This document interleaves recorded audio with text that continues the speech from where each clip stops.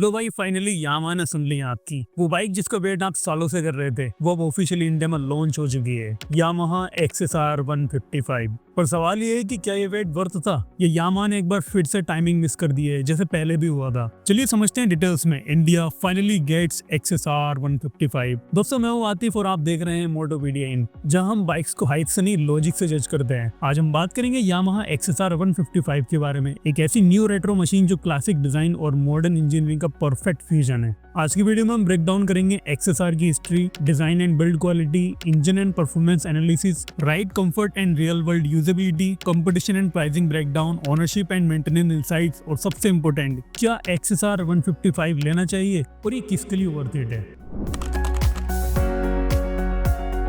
जब हम Yamaha XSR 155 की बात करते हैं ना, तो ये समझना बहुत जरूरी कि ये सिर्फ एक रेट्रो स्टाइल बाइक नहीं है, ये एक्चुअली एक पूरी लेगेसी का कंट्रीब्यूशन है। एक ऐसी कहानी जो यामाहा ने 50 साल पहले लिखनी शुरू की थी। 1970s के आसपास यामाहा ने एक बाइक लॉन्च की थी, यामाहा XS1। ये उनका पहला large capacity 4 stroke twin engine motorcycle था और इसी ने वर्ल्ड को बताया कि यामाहा सिर्फ 2 स्ट्रोक तक लिमिटेड नहीं है। फिर इस लाइनअप ने इवॉल्व किया। 1971 में आई XS1B और 1972 में उसके रिफाइंड वर्जन XS2। दोनों बाइक्स ने परफॉर्मेंस एंड रिलायबिलिटी के बेस पर नाम कमाया। 1973 में मॉडल का नाम बदलकर TX 650 रखा गया और ये बाइक ग्लोबली पॉपुलर हो गई। कई लोग इसे जापान का बॉर्नविल भी कहते हैं, क्योंकि उस टाइम ब्रिटिश ट्विंस का गोल्डन एरा चल रहा था और यामाहा ने उनसे डायरेक्टली टक्कर ली थी। फिर 1976 में आई यामाहा XS 750। ये ट्रिपल सिलेंडर मोटरसाइकिल थी जिसमें यामाहा ने पहली बार स्पोर्ट टूरिंग कॉन्सेप्ट इंट्रोड्यूस किया और कुछ ही साल बाद 1977 में यामाहा लाया अपनी फ्लैगशिप यामाहा XS 1100, जिसे लोग XS 11 भी कहते थे। इनलाइन 4 इंजन, शाफ्ट ड्राइव और मैसिव टॉर्क, ये यामाहा की इंजीनियरिंग का पावर स्टेटमेंट था। साथ ही यामाहा ने छोटी डिस्प्लेसमेंट सेगमेंट XS 400 जैसे मॉडल्स भी लॉन्च किए ताकि मिडिल वेट राइडर्स को भी XS हेरिटेज का टेस्ट मिल सके। लेकिन 1980s के मिड तक गेम बदल गया था। एमिशन नॉर्म्स स्ट्रिक्टर हो गए और मार्केट स्पोर्टी फेयर मशीन्स के पीछे भाग रहा था। रिजल्ट, XS सीरीज धीरे धीरे फेज आउट होने लगी। 1983 तक XS 650 का प्रोडक्शन खत्म हो गया और यामाहा ने अपना रेट्रो चैप्टर टेम्पररी क्लोज कर दिया। लेकिन फिर साल 2016 में यामाहा ने डिसाइड किया अब टाइम आ गया है अपनी पुरानी कहानी को दोबारा लिखने का एक नए अंदाज में, और वहीं से शुरू हुई XSR एरा।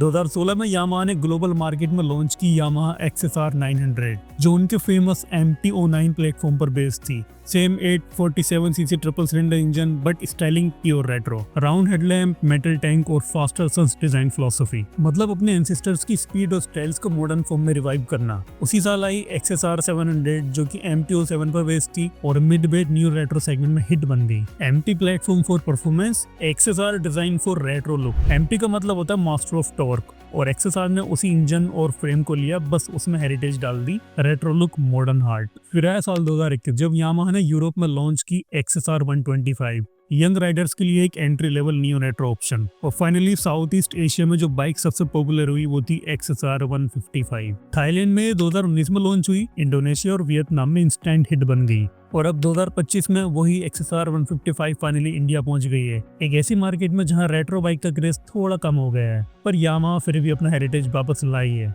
तो अगर आप सोच रहे हैं कि XSR 155 बस एक फैंसी MT-15 है, तो नहीं भाई, ये उससे ज्यादा है। ये बाइक उन सारी मशीन्स का मॉडर्न रिफ्लेक्शन है जो 1970s में यामाहा का DNA को डिफाइन कर चुकी थी, फ्रॉम XS1 टू XS 11 और फिर XSR 900 से लेकर के XSR 155 तक। अब यहाँ एक बड़ा कंफ्यूजन लोगों के दिमाग में आता है, क्या XSR 155 का कुछ कनेक्शन RX सीरीज से? देखो भाई, टेक्निकली नहीं। XS सीरीज यामाहा का एक क्लासिक 4 स्ट्रोक फैमिली था, स्मूथ, रिफाइंड और ग्लोबली फेमस 1970s के एरा में। इसी का DNA आज XSR सीरीज में देखने को मिलता है। वहीं RX सीरीज 80s और 90s का 2 स्ट्रोक परफॉर्मेंस लाइन था। RX 100, RX 135, RXG सब इंडियन स्ट्रीट के हिसाब से डिजाइन थे। वो प्योर देसी इमोशन था, लेकिन XSR का लिंक उनके साथ कहीं से कहीं तक नहीं है। तो अब जब हम इसकी हिस्ट्री समझ चुके हैं तो चलिए देखते हैं डिजाइन और बिल्ड क्वालिटी में यामाहा ने अपनी इस लेगेसी को कैसे ट्रांसलेट किया है। अब बात करते हैं इसके लुक्स की, और ऑनेस्टली XSR 155 डिजाइन के मामले में एक विजुअल ट्रीट है। फ्रंट में मिलता है classic round LED headlamp, minimal body work, tear drop fuel tank और flat single piece seat. Side से देखो तो बाइक में एक परफेक्ट बैलेंस है, ओल्ड स्कूल शेप के साथ शार्प मॉडर्न एज। यामा ने मेटालिक फिनिश और एल्यूमिनियम डिटेलिंग के साथ एक प्रीमियम अपील क्रिएट किया है। पेंट क्वालिटी रिच लगती है और कलर ऑप्शंस में आपको मिलते हैं metallic grey, vivid red, greyish green, metallic और मेटालिक ब्लू। ये सब शेड्स यूरोपियन टेस्ट को टारगेट करते हैं। लाउड नहीं, सटल और क्लासी हैं। रियर में integrated LED tail light and LED indicators retro feel को कंप्लीट करते हैं। जो लोग MT-15 के एग्रेसिव लुक से थोड़ा मैच्योर और टाइमलेस डिजाइन चाहते थे, उनके लिए XSR एक फ्रेश चेंज है।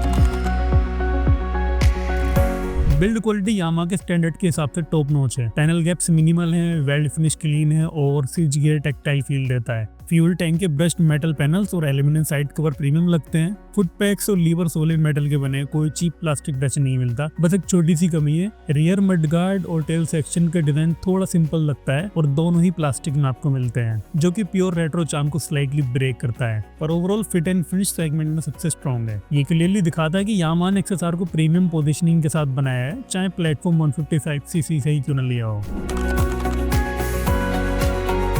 अब चलिए उस इंजन पे आते हैं जिसके लिए यामाहा फेमस है। XSR 155 में आपको मिलता है 155cc liquid cooled 4 valve VVA engine, जो MT-15 और R15 दोनों में यूज होता है। पावर आउटपुट है अराउंड 18.1 bhp, साथ ही आपको 14.2 Nm का टॉर्क भी इसमें आपको देखने के लिए मिल जाता है। इंजन रिफाइनमेंट सुपर्ब है, सिटी में स्मूथ, हाईवे पर responsive and vibration free. VVA technology का फायदा यह है कि लो RPM पे काम एंड हाई RPM पे पंची परफॉर्मेंस मिलती है। 6 speed gear box, battery smooth है और स्लीपर क्लच शिफ्ट को इजी बना देता है। यामाहा ने ECU मैपिंग स्लाइटली रिट्यून की है ताकि थ्रोटल रिस्पॉन्स और मिड रेंज ज्यादा लीनियर हो, क्योंकि XSR परफॉर्मेंस के साथ कंफर्ट और क्रूजिंग पर भी फोकस करती है। Top speed around 125 to 130 kmph तक जाती है और माइलेज एक्सपेक्टेड है 40 to 45 kmpl depending on the riding style. तो परफॉर्मेंस वाइज ये R15 जैसी स्पोर्टी नहीं है, पर काफी बैलेंस्ड है।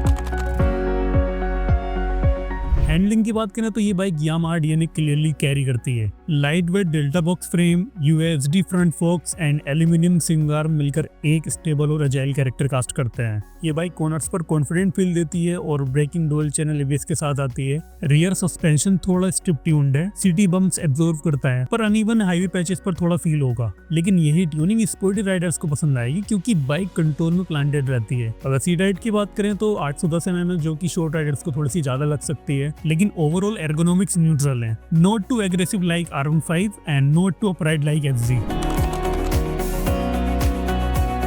ये सेगमेंट उन लोगों के लिए इंपॉर्टेंट है जो डेली कम्यूट और वीकेंड राइड्स दोनों सोच रहे हैं। सिटी राइड में क्लच लाइट है, इंजन हीट मिनिमल है और टर्निंग रेडियस मैनेजेबल है। सीट थोड़ी फर्म है पर लॉन्ग राइड पर सपोर्ट अच्छा रहती है। पिलियन स्पेस नैरो है तो 2 अप राइडिंग ओकेजनली कंफर्टेबल रहेगी। सस्पेंशन सेटअप बैलेंस फील देता है, आपको स्पोर्टी फीडबैक मिलता है बिना कंफर्ट कॉम्प्रोमाइज किए हुए। हाईवे पर 90 to 100 kmph तक बाइक काफी कंपोज रहती है। सो ओवरऑल ये एक city plus weekend touring friendly bike है, लेकिन हार्डकोर टूरिंग के लिए फ्यूल टैंक 10 लीटर और सीट कुशनिंग लिमिटेड फैक्टर बन सकते हैं। अब देखते हैं मार्केट पोजीशन और राइवल्स का कंपैरिजन। टेक्निकली XSR 155 का डायरेक्ट राइवल इंडिया में कोई नहीं है, क्योंकि 150 160 रेट्रो स्टाइल कैटेगरी में कोई और मॉडल नहीं है। पर इनडायरेक्टली कम्पीट करती है royal Enfield Hunter 350, TVS Ronin 225, Jawa 42 and Honda CB300 RS। XSR 155 सबसे अलग इसलिए है क्योंकि ये refined plus light weight plus daily usable retro formula offer करती है। यानी अगर आपको रॉयल एनफील्ड के बाइक्स चाहिए बिना उसके वाइब्रेशन के, तो ये बाइक आपके टेस्ट के बिल्कुल करीब है।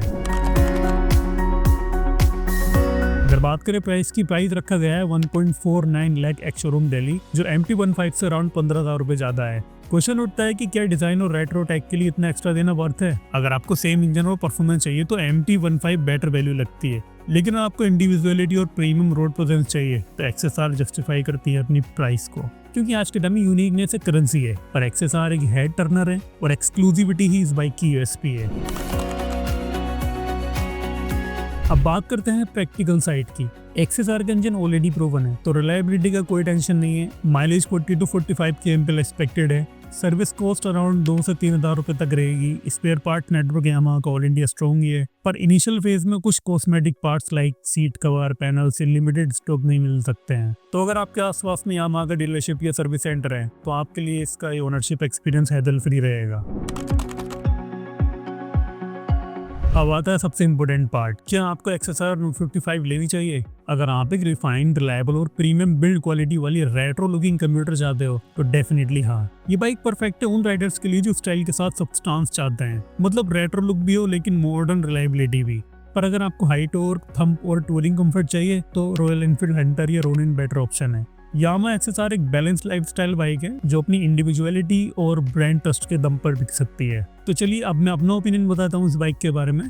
अगर आपको फोकस रिफाइनमेंट और अर्बन क्लासीनेस पे है तो एक्सएसआर 155 आपके लिए एक टाइमलेस पिक हो सकती है। पर अगर आप सिर्फ परफॉर्मेंस या लॉन्ग टूरिंग के लिए बाइक चाहते हो तो MT-15 या CV300 RS ज्यादा प्रैक्टिकल रहेंगे। एंड डोंट फॉरगेट, इस बाइक की सीट हाइट 810 mm है, यानी अगर आपकी हाइट 5'7" या उससे ऊपर है तभी इस बाइक की तरफ देखना। अगर आपकी हाइट इससे कम है तो आपको थोड़ी दिक्कत का सामना करना पड़ेगा। यामाहा एक्सएसआर 155 का इंडिया में आना एक सिंबॉलिक मोमेंट है, क्योंकि यामाहा ने फाइनली अपना रेट्रो चैप्टर खोला है। वो चैप्टर जो 20s में एंटाइजर से स्टार्ट हुआ था। याद है एंटाइजर? इंडिया की पहली अफोर्डेबल क्रूजर, अपने टाइम से आ गई थी लेकिन मार्केट उसके लिए रेडी नहीं था। एक्सएसआर उसका अपोजिट है, बाइक रेडी है पर मार्केट ऑलरेडी मूव ऑन कर चुका है। टाइमिंग दोनों केसेस में थोड़ी ऑफ थी, एक अर्ली एंड एक लेट, लेकिन डिफरेंस ये है कि इस बार यामाहा प्रिपेयर्ड है, एक प्रोवन इंजन, सॉलिड नेटवर्क और लॉयल ऑडियंस के साथ। और अगर एक्सएसआर 155 सक्सेसफुल होती है तो यामाहा के लिए ये सिर्फ एक बाइक नहीं, एक बढ़िया कमबैक बन सकती है। क्योंकि एक वक्त पर यामाहा ने एंटाइजर के साथ एक्सपेरिमेंट किया था लेकिन वो बुरी तरह क्यों फेल हो गई, जानने के लिए आप ये वाला वीडियो देख सकते हैं। इसका लिंक आपको डिस्क्रिप्शन पे मिल जाएगा।